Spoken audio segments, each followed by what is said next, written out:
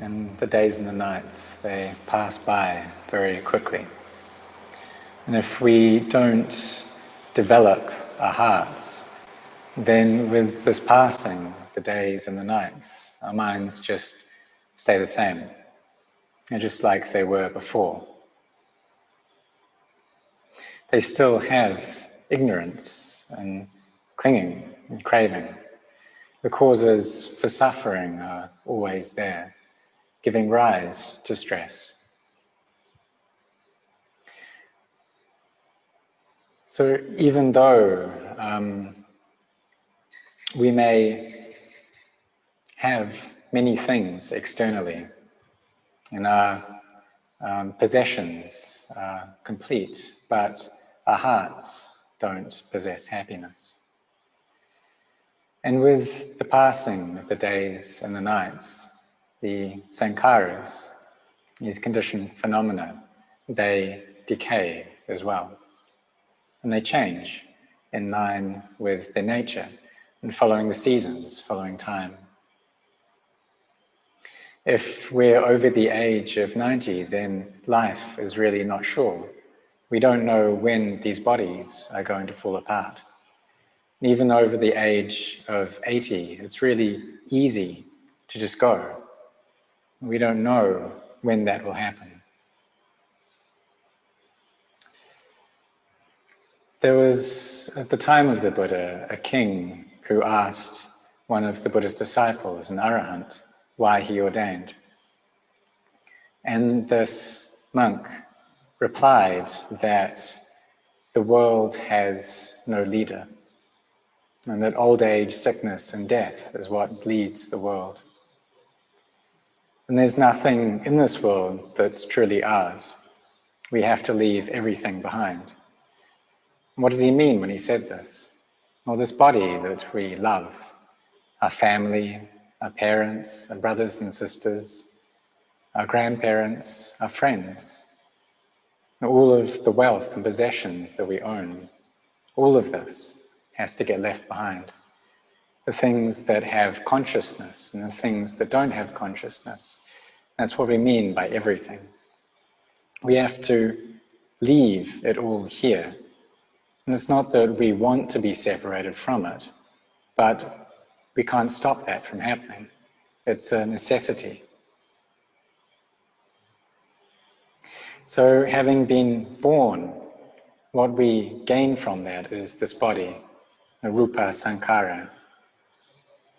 And the sankhara is anything which is conditioned. And these conditioned phenomena, they are not sure. They're inconstant, they're a source of suffering. They're dukkha. So really this word dukkha, what that means is something which can't endure. And so the bodies, or any physical thing, whether that's the bodies of animals or any material thing in this world, this is dukkha. It's difficult to endure. So this world now is changing very quickly. And it's tough, and it's hard for us to endure being here. And it's in a very chaotic state. It's getting hotter than it was before. There are more storms, more earthquakes, more floods.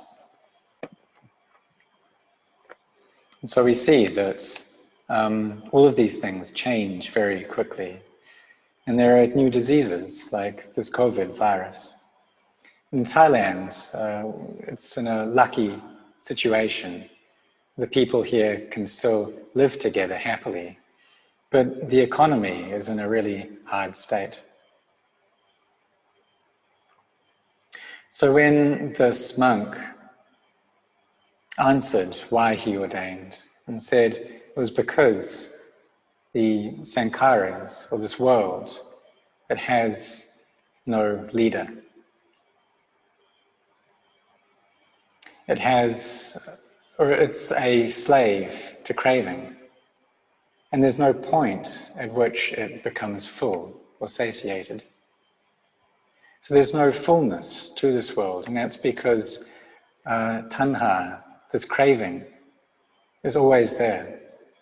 giving rise to clinging, giving rise to becoming, then birth, then old age, sickness, death, sorrow, lamentation, pain, grief, and despair. This and this suffering.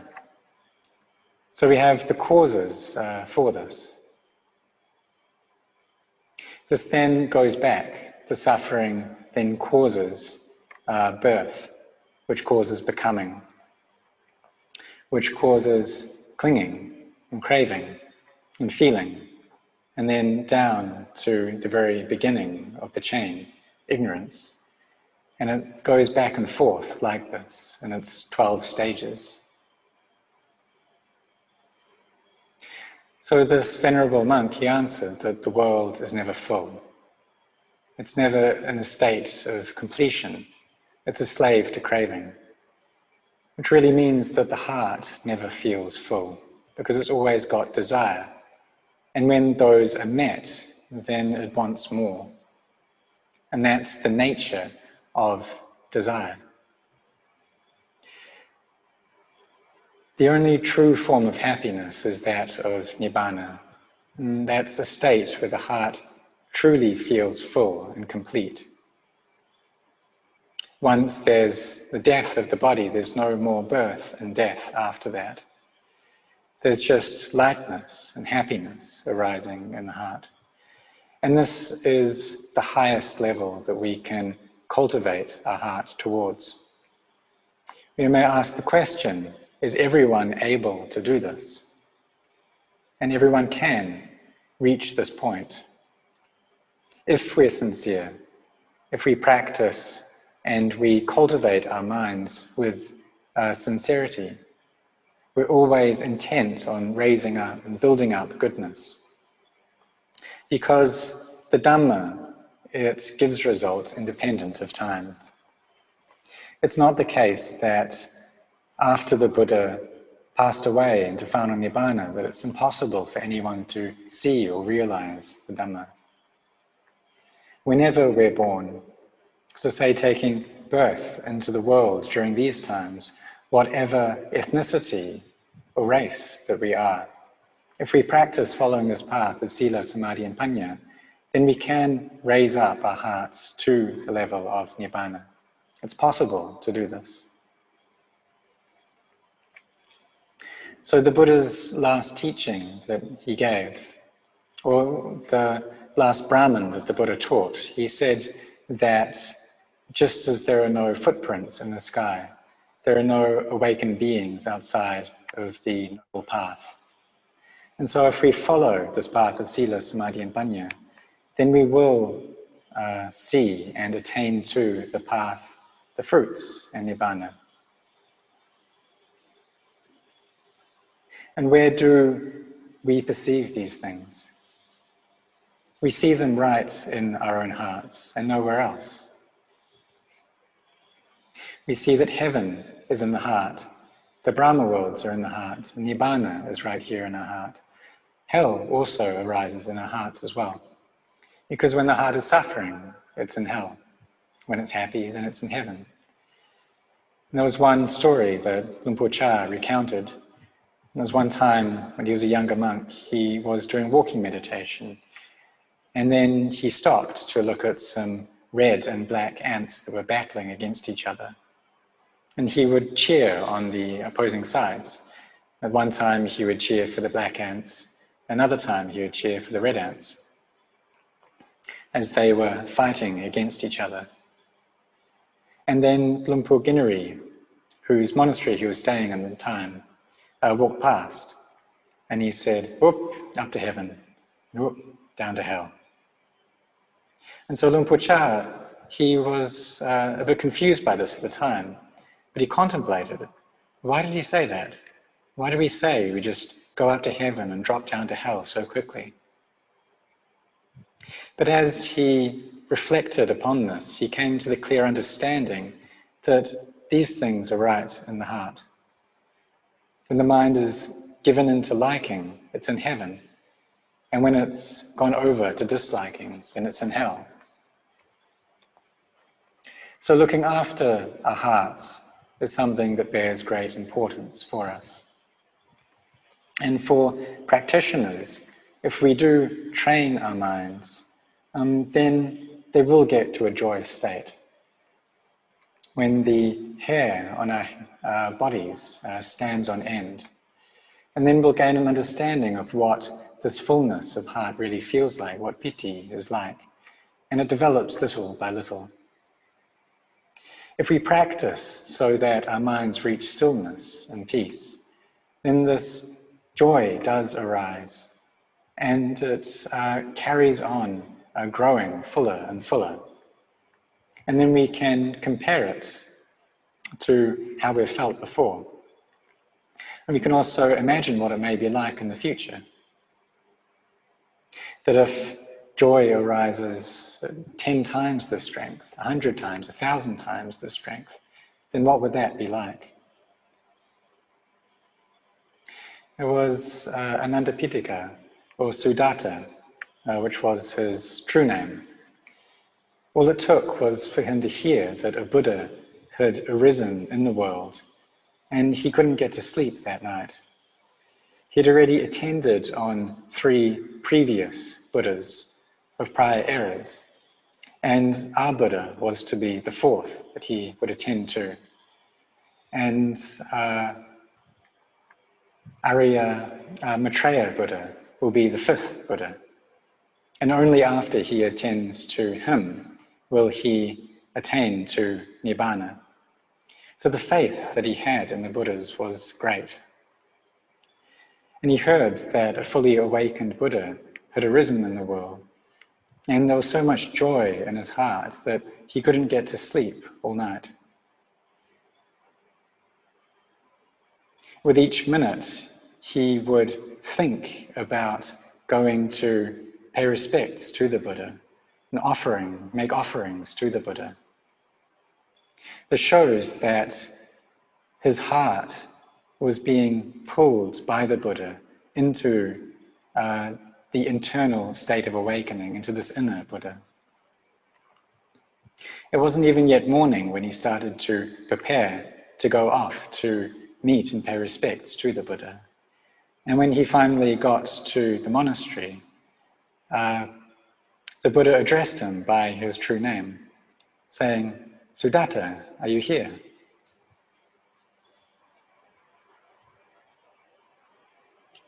After this, he then listened for the first time to the Dhamma, to the Buddha giving a sermon. He first started talking about dana, or generosity, and already Anandapitaka's heart was good. It was a very wise and caring heart. He taught about sila, morality, and already Anandapitaka wanted to take care of his sila. He knew that sila brings happiness, and so his heart was already in the stream of the Buddha. Then the Buddha taught about practicing the Dhamma, about training our hearts. When he heard this, his mind was very peaceful, and there was rapture arising. It shows that nekkhamma, this relinquishment, was already there in his heart. It filled up his heart. So when we come to ordain, when we take up the precepts, whether it's the 8 precepts, the 227 precepts, this is for the development of nekkhamma, of this relinquishment in our hearts. And when we bring our minds to stillness and to peace, then there is this great joy that comes up in the heart. And so the Buddha taught him further that the cause of suffering is craving. And Anandapitaka understood. He saw that stress arises because of this craving, and through that he saw into the Dhamma. He gained the eye of the Dhamma. He saw that when we attach to anything, if there's the eye seeing a form, or when we hear a sound or smell something, taste something, touch something, cognize anything, If there's craving, clinging present, then there will be suffering. Wisdom arose in his heart, and so he understood clearly. And this shows that the barami that he had already developed was great. So we can ask ourselves, how much barami do we have? How much have we cultivated already? And we don't know the answer. What we do know is that there are many, many people in this world, and few of them are interested in practicing. But we have an interest. And so that shows that we've practiced before. It's not easy to come and practice. So it shows that we're able to do this is because we've done it before. We've cultivated our minds before. We've been intent in this training before. So it shows that we've developed and cultivated this mind previously. So when we follow this way, what we do is we try to stay in the present moment as much as possible. And if our minds aren't peaceful, then maybe we're not using the correct method. Or maybe it's because we have too much desire in our practice. We really want for our hearts to be peaceful, but that great desire is preventing peace. So we need to keep things in balance, get them just right. When we practice well and continuously, then the mind will feel a sense of peace. And Luang Por Chah, he taught us. So there's great benefits to staying close to the Kruba Ajahns, these awakened teachers. And so Luang Por Chah, he taught us the methods of training our minds. To not let the mind go off to the left or to the right, but to try to keep it centered in the middle. To perceive everything as arising and ceasing. See all things as being merely conventions. We take a glass, for example. And why do we call it a glass? If we go to other countries, they call it different things. In Chinese, they have one name for it. In Hindi, another name. In Swiss, another name. And why is that? It's because truly there is no name. We just suppose these names into being so that we have a communal understanding of what we mean. And so, like male and female, these are just conventions that we come up with.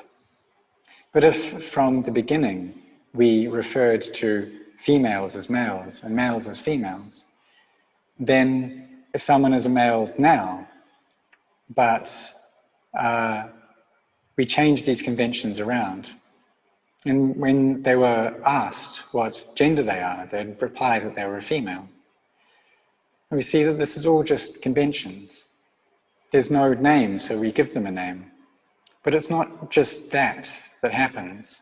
Our minds truly believe in these names. They give an importance that they don't actually have.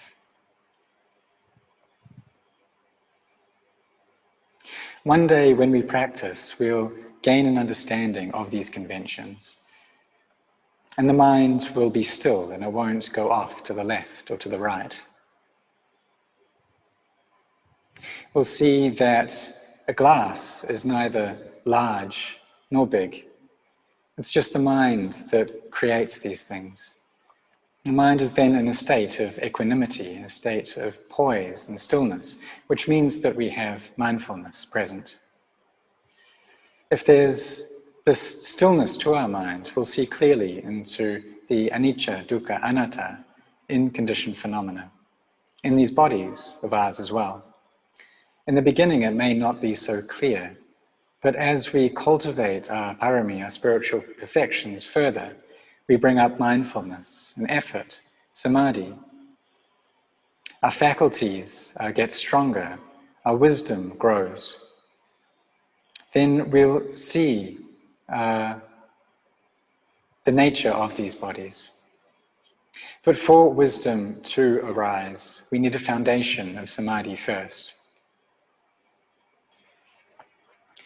When we contemplate these bodies, we can do it in many different ways. We can look at the blood in the body and see that all of the parts of the body need blood to take care of them. We can look at the body as being a bag of many different things. And it's like if we hold a bag in front of us and there's the opening, there's the mouth of the bag and the bottom of the bag, and it's full of unattractive things. So we see these bodies as being just a bag of blood, a bag of feces, of urine, of bile, of phlegm. That when these things decay and fall apart, there's no self to them. We need to see death before death actually arises. Our minds then go above death. They'll be above happiness and out of suffering. They'll be above birth and outside of death. And when they gain this understanding, then there'll be this knowledge. But if the heart is devoid of wisdom, it'll be stuck in the realm of birth and death.